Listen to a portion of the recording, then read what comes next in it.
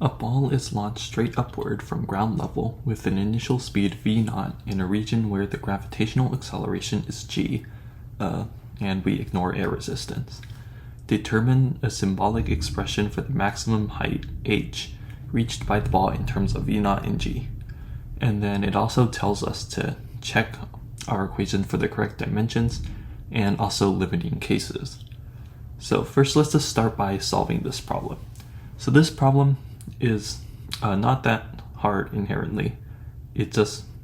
We can just use one of the four constant acceleration kinematic equations. So specifically, we can use the one that says that the final velocity squared is equal to the initial velocity squared plus 2 times the acceleration times the height. And in this case, Vf, the final velocity, is 0, because at the maximum height, it slows down until it has 0 velocity. So when you throw a ball up, it starts with some initial upwards velocity, then slows down, reaches its maximum height, attains 0 velocity, and then heads back down. So at its peak height, Vf is 0, and then we can rearrange to get that v0 squared equals 2, and the acceleration a is negative g because it's going downwards, and we want to solve for h. So if we do that, the negatives cancel, and we get that the height h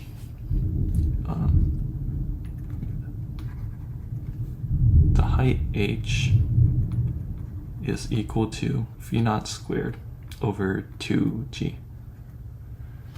And so this is our expression for the maximum height reached by the ball. So now let's do some checking to see if our answer actually makes sense.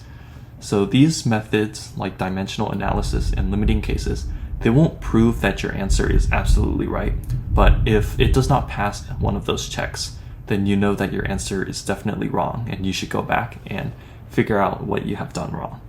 So let's start with dimensional analysis. So that just means that the units on this side must be the same as the units on this side, because these two are equivalent.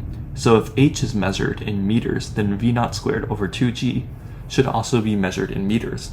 Otherwise, you're saying that maybe something that's supposed to have a unit of length measured in meters is actually given by something measured in seconds, and that would not be right. So let's go ahead and check the units of this equation. So h has units of meters, since it's a height, it's a distance. And v0 squared over 2g, well, v0, the initial velocity, is the speed. So it's measured in meters per second, and it's being squared. So we have meter per second squared. And then divided by 2 is just the dimensionless number, and g is an acceleration. It's the gravitational acceleration. So it's measured in meters per second squared.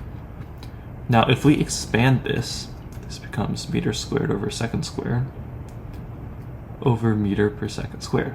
And if we simplify this cancels, and we end up getting meters.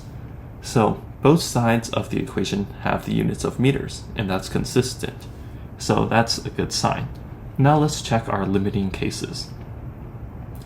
So when v0 approaches 0, then h, if we imagine plugging in 0 up here, h also approaches 0. So the maximum height h approaches 0 as well. And that makes sense because if you throw a ball with no initial speed, it does not go very high. And same thing, let's do what happens when g approaches 0. So if we look at the expression, if we imagine g getting smaller, the bottom gets smaller and smaller as g approaches 0. And when you have some number divided by a very small number, h becomes very big. So as g approaches 0, h approaches something very big, or infinity, positive infinity.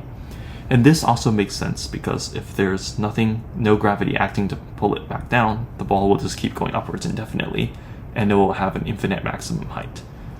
And so based on this, we can confirm that this equation does indeed behave sensibly in terms of both its units and in its limiting cases.